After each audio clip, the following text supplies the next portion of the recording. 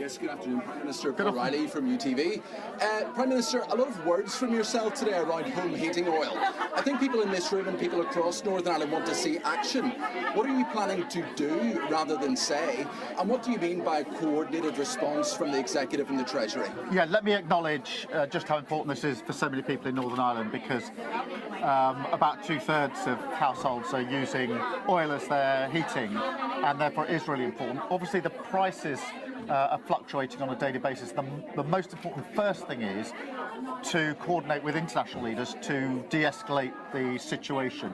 But for people in their households, obviously they need to know, well, in addition to that, what's happening in relation to me.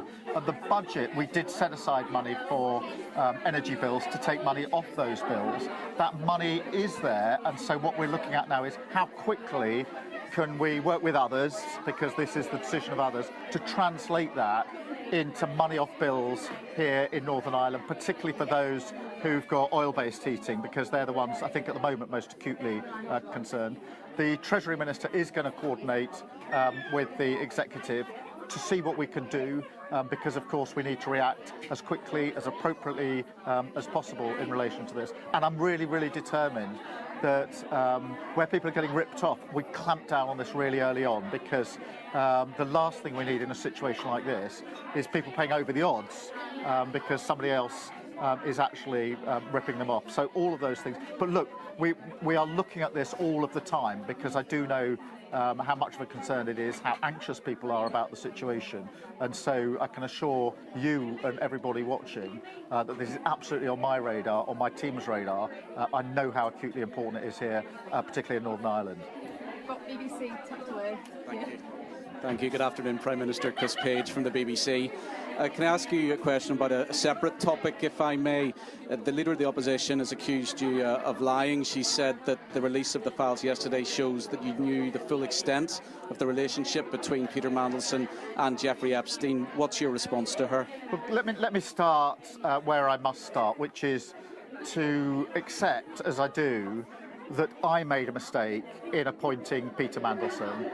And let me follow that up swiftly, as I've done before, but I need to do it again, with an apology to the victims of Epstein for appointing Peter Mandelson. It was my mistake, and I take responsibility in relation to it.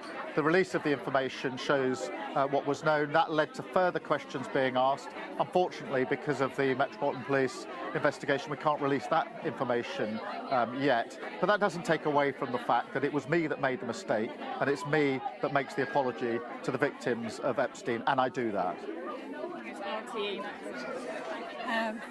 Prime Minister, in terms of the real impact on people in Northern Ireland, one of the questions and something you've raised is the £81 million fund that's been made available for Northern Ireland. There's disagreement within the Assembly as to how that can be activated. The Minister for Economy is saying it's waiting for legislation from Westminster, and that it will be before the summer, but that the need is much more urgent. And Sinn Féin have said that your visit here has raised the expectation of concrete measures being outlined. What would they be? Yeah, firstly, on the question of the £81 million.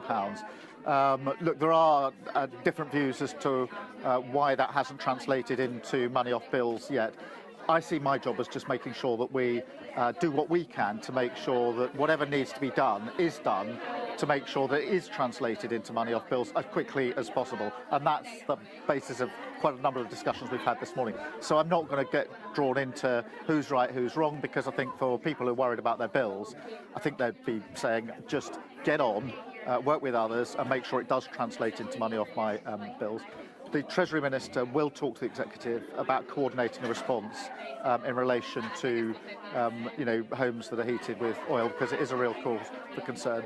Obviously, we've got to see this in the context of the conflict, and we're doing all that we can at the international leader level to de-escalate the situation, which is very much needed. You've seen the differentiation in prices only in the course of the last few days, so we have to de-escalate that, and we have to clamp down on any examples of people being ripped off here, because that's awful. At any time, it's particularly awful to see anybody being ripped off at this time.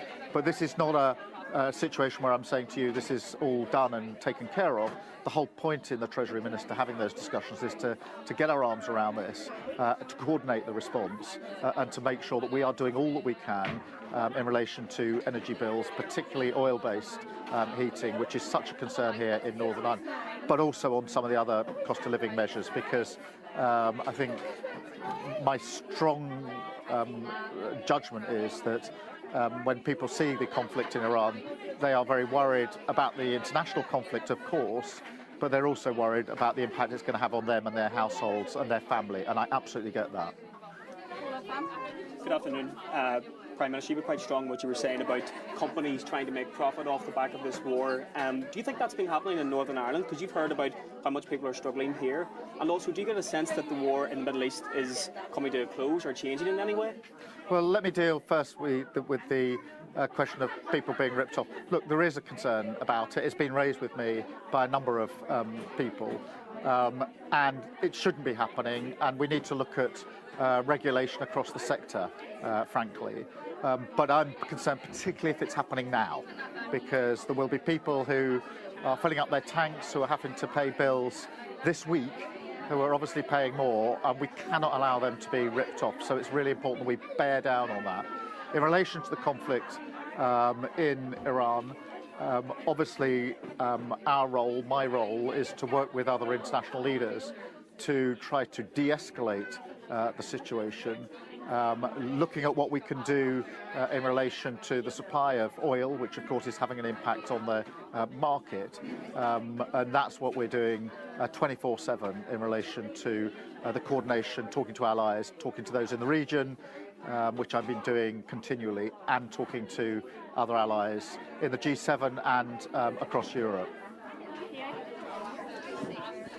Prime Minister, in light of yesterday's High Court judgment, do you now believe it was a mistake and a waste of time and money to bring a prosecution against a member of NECAP? Well, my views on NECAP are very well known in relation to what they stand for, what they say, which is completely intolerable. I think the CPS were obviously subject to the High Court decision, and they'll be looking at the judgment very carefully. Prime Minister, you've spoken on this visit yet again for the need to reset the relationship between Britain and Ireland. Where does that relationship stand now? Do you think it has improved since you've taken office? Yes, I do. And I think that's a view shared by a number of people. I wanted to ensure that we had better relations between Ireland and the UK. I thought the last government let it get to a place which wasn't beneficial to Ireland or to the United Kingdom. So I made it my business to try and reset that, to build a closer relationship. Of course, it doesn't mean that we agree on everything, but it means that we positively engage, constructively engage, to overcome any challenges, but also to take advantage of huge opportunities. We had the first UK-Ireland summit last year in Liverpool, which was a great success, and we looked, as I say, at the issues we had to resolve, but also where we felt there was real opportunities between our two countries to work more closely to the great benefit of both countries. We've now got the second summit coming up tomorrow, and we're going to look not just at the follow-up on where we got to last time, but how much further can we go this time? And so I was determined to reset that relationship. I genuinely feel it's in a better place. And most people who talk to me about this say it is in a better place. Pleased about that, but if you are in a better place, you've got to keep working at it and making it even better. And Hilary, you'll have a sense of this as well. I think it's much, much better than it was with the last government. And it works, I think, to our mutual benefit, because we've got a lot of shared challenges, and working positively with your friends and your neighbours is in the interest of everyone. Final question from the newsletter. Prime Minister, you're talking about relations with the Republic. Obviously, you're heading there shortly. The Irish government is suing the country of which you are Prime Minister. I'm not aware of you having even criticised that, let alone hit back. And it's doing so over a conditional amnesty when a former Irish Justice Minister said that Ireland had operated a de facto amnesty for the IRA. And I think a lot of people in Northern Ireland would think that that was very obvious while British soldiers are being put in the dock. And I'm just wondering, is this an opportunity for your government finally to push back? Well, I'm in the business of building constructive relations and solving problems, and that is the approach that I take to all the issues between the UK and Ireland. Of course there are issues between us, not as many issues as many people try to make out. Our job is to manage through those issues and come to a proper resolution rather than to escalate them.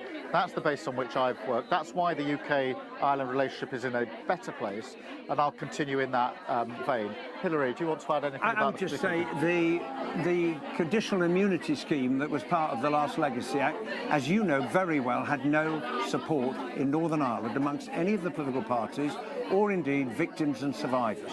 And we came into government, the Prime Minister gave a pledge when you were in opposition, you came to Queen's University Belfast and committed to repeal and replace that legislation. That is what we are doing, because what the last government put in place does not comply with our international obligations and doesn't have support in Northern Ireland. So how can you make progress on dealing with the legacy of the Troubles if you've got a system that doesn't have support here? It's important that people have trust and confidence in the new arrangements we're putting in place. We've made commitments, the Irish government has made commitments. We'll do our bit. I'm confident they will do theirs. Thank you very much. Thank you. Thank you. Thank you. Prime Minister Peter Mandelson